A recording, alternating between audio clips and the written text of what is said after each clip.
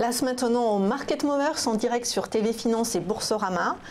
Et nous retrouvons Mathieu Driol, analyste senior chez Day by Day. Alors Mathieu, parmi les valeurs qui se distinguent à la hausse aujourd'hui, Ubisoft, sortie des griffes de Vivendi.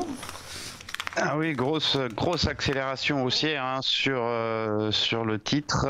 Ubisoft, nouveau plus haut historique, plus 4,24 à l'heure actuelle à 82,62 €. Alors on avait eu un beau mouvement haussier démarré début avril, une petite phase de correction intermédiaire sous les sommets historiques à 80,23. Cette correction a été effacée et le titre reprend vraiment de l'avant. 86,15, 89,76 sont les prochaines résistances et il y a vraiment une très belle nouvelle phase de hausse sur le titre. Il faut rappeler, on est vraiment en progression assez dynamique depuis janvier 2017. Ça fait maintenant quasiment un an et le titre approche des x3.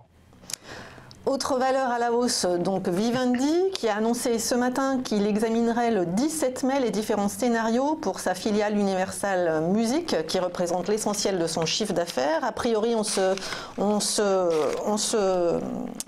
va plutôt vers une introduction en bourse à Wall Street de Universal Music. Bon, en tout cas, ça plaît plutôt pas mal aux investisseurs. Alors, on est sur une configuration sur Vivendi qui se retourne depuis en fait début janvier et les sommets à 24,35. On était sur une phase de correction.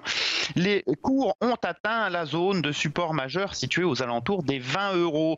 Après une phase de plat, on est vraiment sur le franchissement de 21,75 à l'aide d'un gap ce matin à plus 3,02 à l'heure actuelle. On valide ainsi une figure de retournement arrondi de creux et sommets descendants. On passe progressivement à des creux et sommets ascendants. C'est un retour au minimum sur 24,35 qui doit être maintenant anticipé sur le titre Vivendi. Effectivement, avec le gap de ce matin, ça pourrait bien accélérer dans les jours à venir. Enfin, dernière valeur en hausse, Capgemini.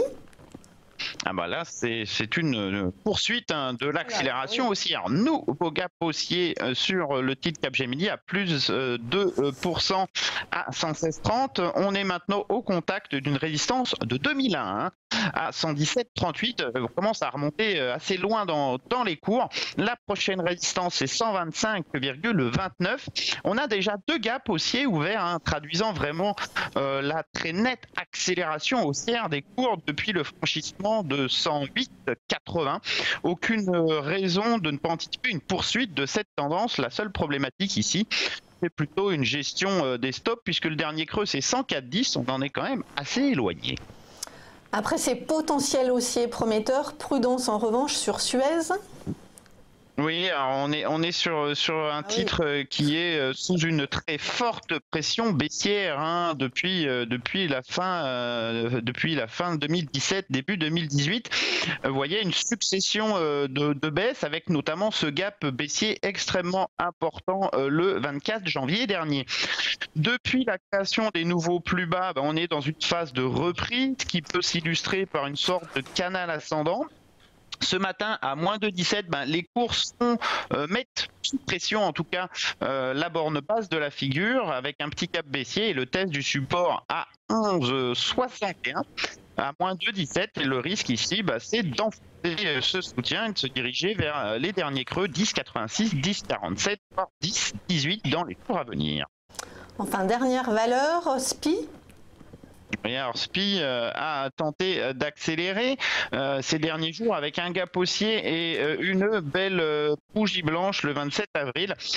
On est sur une phase qu'on peut assimiler à un pullback. En deux résistances, le niveau à 118,23 semble devenir support. Si on se met effectivement dans cette lecture en reprise haussière vers la résistance à 19,80 voire 21,50, eh bien ce pullback semble être une opportunité d'achat à très court terme. En termes de trading, c'est pour jouer vraiment une reprise technique haussière dans le cadre effectivement pour l'instant d'un mouvement baissier un peu plus long terme. Mais bon, on a quand même cette réaction assez nette et une polarité. Donc d'ancienne résistance qui devient support à 18,23, ça semble être une opportunité de très court terme. Merci beaucoup Mathieu Driol, analyste senior chez Day by Day.